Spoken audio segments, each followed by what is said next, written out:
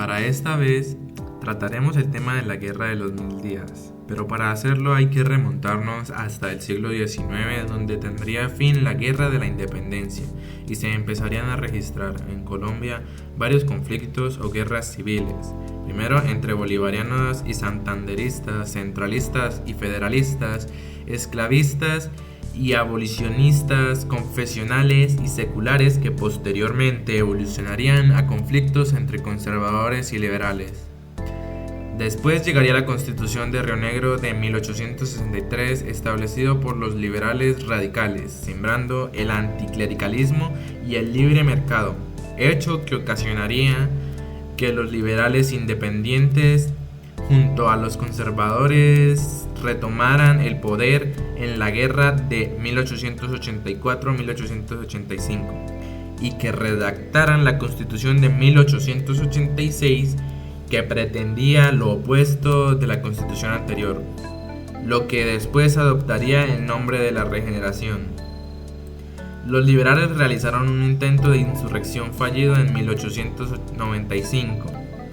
lo que generaron rencillas entre los candidatos de la oposición y los gobiernos oficiales. Los empresarios y comerciantes opositores de los gobiernos del turno eran hostigados y sus actividades eran obstaculizadas. El país se encontraba dividido en varias corrientes políticas: los nacionalistas,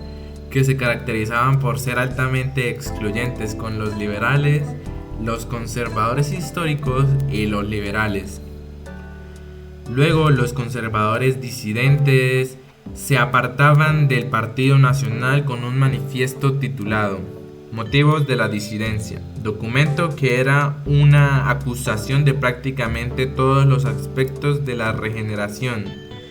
y a la vez una declaración de los principios históricos del Partido Conservador. Reconocían los grandes logros de la regeneración, pero alegaban que la Constitución de 1886 y las fórmulas económicas y políticas del gobierno habían constituido una reacción exagerada contra los del extremo federalismo y contra la debilidad de los gobiernos nacionales bajo la Constitución anterior. La política y administración propuesta por la regeneración se había vuelto autoritaria y sus políticas fiscales habían resultado desastrosas. San Clemente, debido a los problemas de salud por sus ya más de 80 años, tuvo que delegar provisionalmente el poder al vicepresidente José Manuel Marroquín, quien había comenzado a desmontar las políticas proteccionistas de la regeneración y a darle vía al libre cambio o libre mercado. Miguel Antonio Cario, expresidente, le envió mensajes de urgencia a San Clemente para que viniera a posesionarse, generándose un vacío de poder que permitió que se dieran las condiciones para la guerra. San Clemente asumió el poder dejando atrás los 80 días de la administración Marroquín. El 6 de octubre de 1899, el Senado negó la ley de elecciones, que los liberales, seguidores de Rafael Uribe consideraban una garantía necesaria para el sufragio, lo cual fue una de las causas políticas principales del conflicto. A partir de eso, los liberales de Uribe concluyeron que por el camino de las urnas jamás tendrían acceso al poder. A partir de ese momento, los liberales se dividieron en pacifistas y directoristas. Las reformas políticas a favor del libre cambio que venía promoviendo los históricos y los liberales eran opuestas a los postulados nacionales de la regeneración. Así, la guerra se inicia entre el 11 y 13 de noviembre de 1899 con el asalto de Bucaramanga por parte de los liberales, que mal organizados fueron repelidos por el general nacionalista Vicente Villamizar,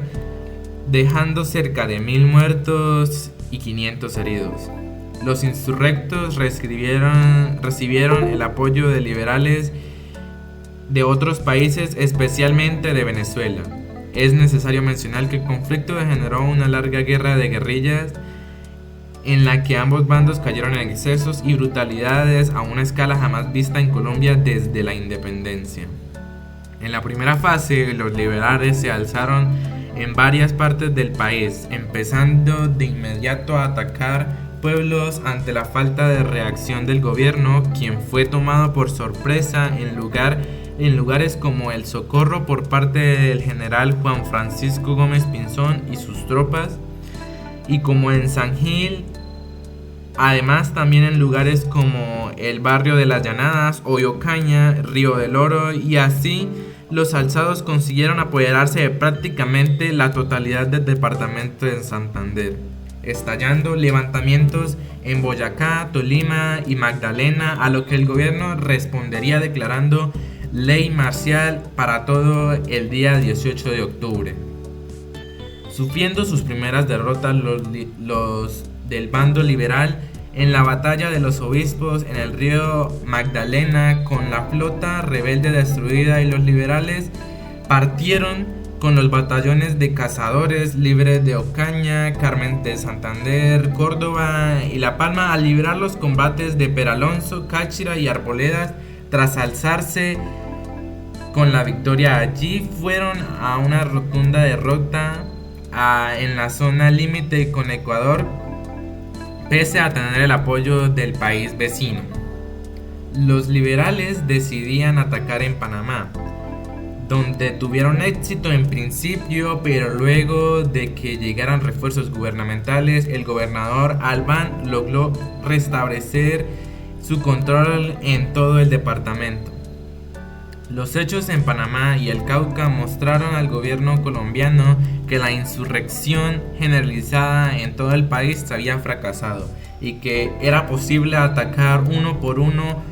los focos alzados tras lograr aislarlos. El presidente San Clemente preparó una ofensiva contra el principal bastión en Santander. Y mientras que en Tolima los grupos guerrilleros habían sido rechazados por las fuerzas del gobierno, luego en un segundo alzamiento en el Cauca, los liberales, con el apoyo del presidente ecuatoriano Eloy Alfaro, fueron rechazados en sus varios intentos, regresando a un punto de partida, quedando la expectativa de los resultados en Santander, en donde se llevaría a cabo la batalla más importante del momento. La batalla de Palo Negro, donde hubo una rotunda victoria nacionalista. La rebelión liberal en Santander había terminado y se inició de inmediato el proceso de pacificación. La mayoría de los rebeldes estaban muertos, exiliados o en prisión, pero una pequeña minoría bajo el mando de sus líderes empezó a organizar a partir de agosto una nueva insurrección, aprovechando el caos causado por el golpe de estado de los conservadores históricos que tendría lugar en las horas de la tarde del 31 de julio de 1900. Pero aún así, Marroquín insistía en continuar la guerra una vez hecho con el poder. En ese momento de desorden, Uribe aprovecharía el apoyo de Venezuela y reagrupándose, y a la vez capturando Riohacha y movilizándose en el norte del país, mientras que los conservadores habrían sido rechazados en su expedición a Venezuela, que resultaría en la batalla de San Cristóbal, rechazando así las fuerzas conservadoras. Acto seguido, los venezolanos atravesarían la frontera hacia Riohacha y así enfrentándose contra las fuerzas colombianas en la batalla de Carazúa, que dejaría como resultado la derrota de los venezolanos, dejando así un botín de armas, con lo que sería el fin del apoyo de Castro, el dirigente de Venezuela en el momento, a los liberales colombianos. Una segunda rebelión en Panamá terminaría en victoria liberal con apoyo estadounidense, y el gobierno centraría sus fuerzas al interior del país, con la amenaza de Uribe, quien poco después se vio obligado a huir luego de un ataque conservador. Pero los alzados habían podido capturar Riohacha, lo que les dio el poder sobre el Magdalena, impidiendo que el gobierno enviara refuerzos a Panamá, en donde se adelantaría una tercera rebelión que, tras el hundimiento del buque Lautaro, que habría sido expropiado de Chile, y la muerte de Albán, los hechos allí terminarían en un cese al fuego. La guerra terminaría después del tiempo que se creó gracias a la evacuación de Uribe de Riohacha, en el que negociarían y firmarían el Tratado de Neerlandia, acuerdo en donde Uribe exigía extender para acabar la guerra en dicho territorio.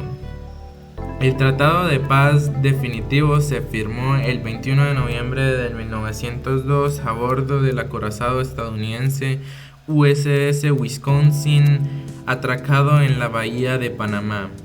pero el resto del país llegaría tarde la noticia por la lejanía del Istmo, con lo que continuaron sucediendo hechos violentos en el país, como la ejecución de Victoriano Lorenzo, hecho considerado uno de los detonantes de la posterior separación del Istmo. El 1 de junio de 1903, el gobierno declara el cese al fuego absoluto de hostilidades